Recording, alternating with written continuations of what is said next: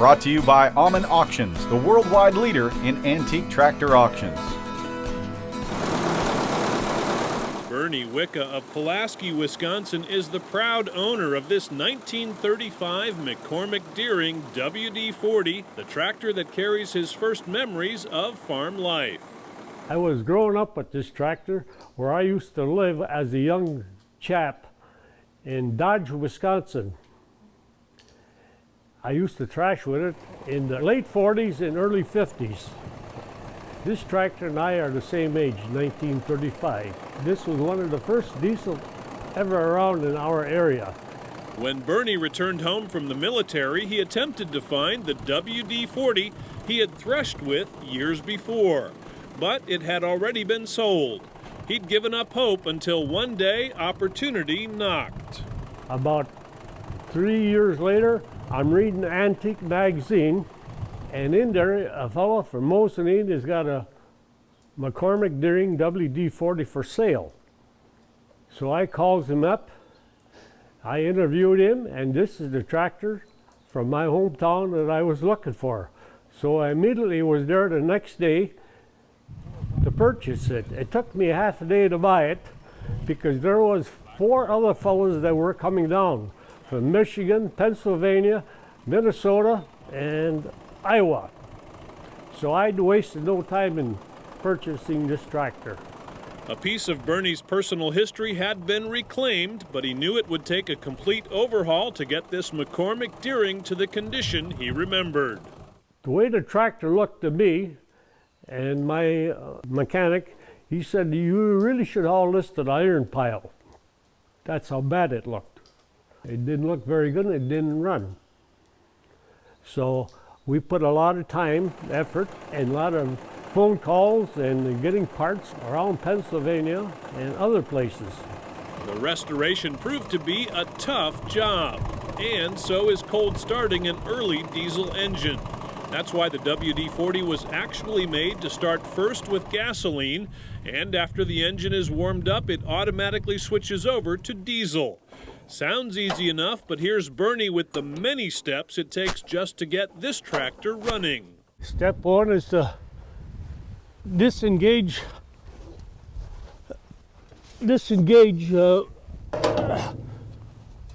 transmission. Number 2 step is to turn on the diesel fuel. Step 3 is to decompress the engine.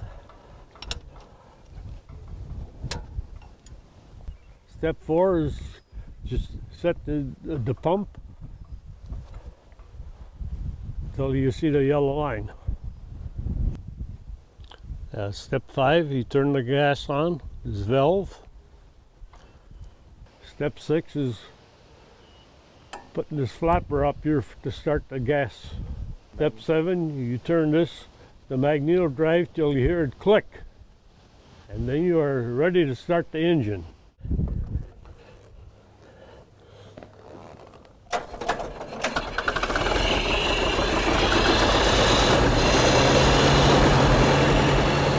Producing 44 horsepower at the belt, the engine is powerful enough to run a sawmill, which was exactly how this tractor was used after its threshing days.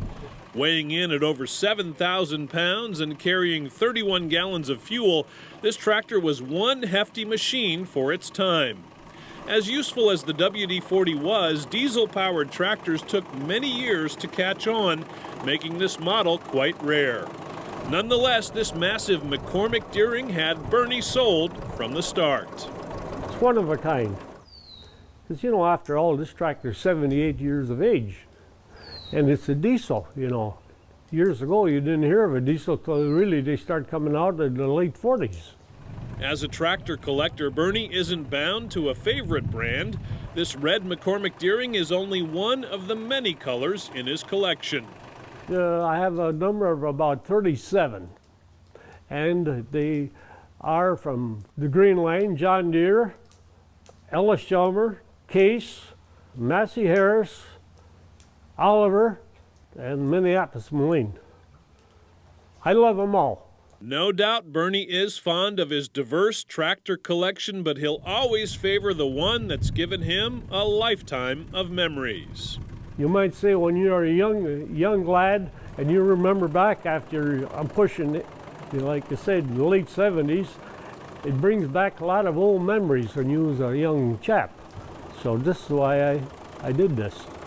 It didn't mean too much to me at that time, but as you grow up and you know what things are all in life, you got a different attitude.